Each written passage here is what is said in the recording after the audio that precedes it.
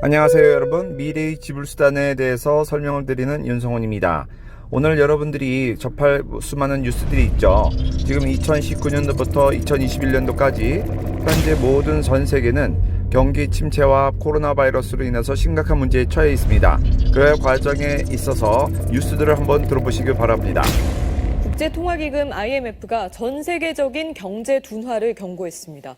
특히 한국에 대해선 정부 재정을 풀어 경기 둔화에 선제적으로 대응할 것을 권고했습니다. 김성현 기자입니다. 크리스탈리나 게오르기에바 IMF 신임 총재가 전 세계의 동시다발적인 경기 침체를 경고했습니다. 지난달 취임 후 10여일 만에 첫 공식 연설에 나선 게오르기에바 총재는 올해 세계 경제 성장률이 10년 만에 최저 수준으로 떨어질 수 있다고 말했습니다.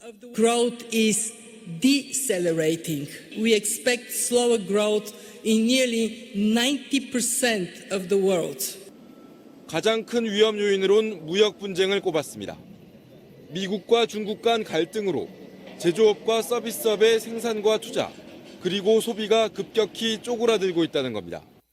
무역 분쟁이 내년까지 이어질 경우 누적 손실액은 스위스 경제 규모와 맞먹는 7천억 달러, 우리 돈 837조 원에 이를 거라고 전망했습니다. 게오르기에바 총재는 미국과 중국이 무역 갈등을 조속히 해결하는 동시에 다른 국가들도 신속히 정책 대응에 나설 것을 주문했습니다. 특히 정부 예산에 여력이 있는 나라로 우리나라와 독일, 네덜란드를 꼽으며 이들 나라들의 인프라와 연구개발 분야에 정부 돈을 과감히 푸는 확장적 재정 정책을 펼 것을 권고했습니다. 경제에 불어닥친 충격에 대응하기 위해서 유럽중앙은행이 금리를 지금의 제로 수준으로 유지했습니다. 올해 유로존 성장률이 많게는 마이너스 12%까지 떨어질 수 있다고 유럽중앙은행 총재는 말을 했습니다. 이세누리 기자입니다. 유럽중앙은행 ECB가 우리 시간 밤사이 열린 통화정책회의에서 기준금리를 지금과 같은 0%로 유지하기로 했습니다. 또 낮은 금리로 유럽은행들의 대출 해주는 목표물 장기대출 프로그램 금리는 앞으로 1년 동안 0.5%포인트 더 낮추기로 했습니다. 코로나19에 대응하기 위해 3월에 도입한 7,500억 유로, 우리 돈 990조 원 규모의 팬데믹 긴급 매입 프로그램도 위기 상황이 끝날 때까지 유지하겠다고 밝혔습니다. 전례 없던 양적 완화는 코로나19로 유럽 지역의 경제 활동이 큰 타격을 받았다는 위기감이 반영된 겁니다. 회의 직후 크리스틴 라가르드 ECB 총재는 올해 유로존 경제 성장률이 최대 12% 떨어질 수 있다고 전망했습니다. 통계 집계 이래 최저치입니다. The euro area is facing an economic contraction of a magnitude and speed that are unprecedented in peacetime. 2분기 충격은 더 클 것이라고도 했습니다. 이런 우려는 이미 수치로 증명되고 있습니다. 유로존의 1분기 성장률은 1년 전 대비 마이너스 3.8%를 기록했고 전 세계 확진자 수가 세 번째로 많은 이탈리아는 4.8% 하락했습니다. 라가르드 총재는 유럽의 경기 회복세는 내년에야 시작될 걸로 내다봤습니다. JTBC 이세누리입니다. 2일 경제에너지부 장관이 경제 전망 보고서를 내놓으면서 밝혔습니다. 올해 2분기 경제가 11% 후퇴할 것이고 올해 전체는 6.3% 역성장할 것이다라고 내다봤습니다. 지원액은 34억 달러, 우리 돈으로 4조 원이 넘습니다. 이는 특정 국가의 코로나19 대응을 위한 금융 지원으로는 지금까지 최대 규모입니다. 이런 가운데 국제노동기구 ILO는 스위스 현지 시간 29일 코로나19 대유행으로 세계 노동 인구의 절반 정도가 생계에 위협을 받고 있다고 밝혔습니다.